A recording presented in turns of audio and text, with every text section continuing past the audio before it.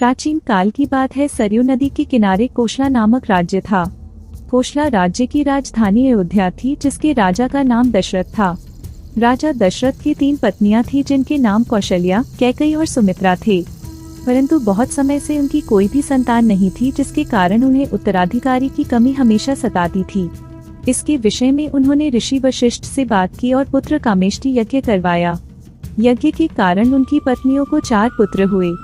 उनकी पहली पत्नी कौशल्या से राम, कैकेयी से भरत और सुमित्रा से लक्ष्मण और शत्रुघ्न का जन्म हुआ।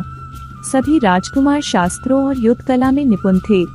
जब राम 16 वर्ष के हुए तब ऋषि विश्वामित्र राजा दशरथ के पास गए और यज्ञ में विघ्न डालने वाले राक्षसों का अंत करने में राम और लक्ष्मण की मदद मांगी।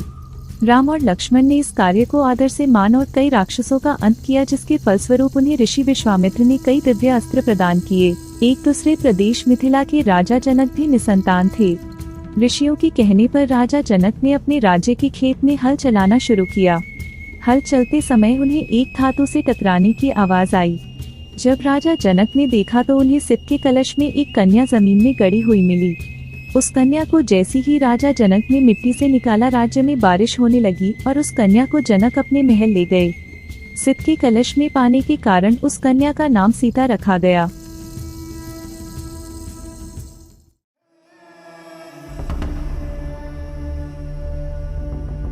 धीरे धीरे सीता बड़ी हुई और उनके विवाह का समय आया। श्री राम अयोध्या के राजा दशरथ के ज्येष्ठ पुत्र थे और माता सीता उनकी धर्मपत्नी थी। राम बहुत ही साहसी, बुद्धिमान और आज्ञाकारी और सीता बहुत ही सुंदर, उदार और पुण्यात्मा थी। माता सीता की मुलाकात श्री राम से उनके स्वयंवर में हुई, जो सीता माता के पिता मिथिला के राजा जनक द्वारा संयोजित किया गया था।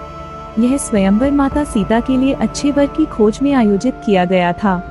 राजा जनक ने सीता का स्वयंवर रखा, जिसमें उन्होंने शिवजी के धनुष को उठाकर उसमें रस्सी चढ़ाने वाले व्यक्ति से सीता का विवाह कराने की शर्त रखी।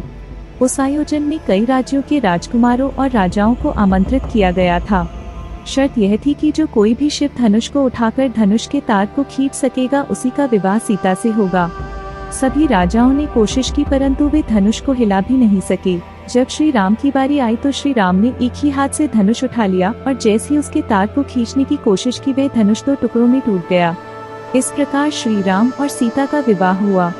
इस प्रकार श्री राम का विवाह सीता से, लक्ष्मण का विवाह उर्मिला से, भरत का विवाह मांडवी से और शत्रुघ्न का विवाह श्रुतकीर्ति से हो गया। तदनंतर श्री राम माता सीता को लेकर अयोध्या आ गए और इसके पश्चात अयोध्याकांड का प्रारंभ हुआ।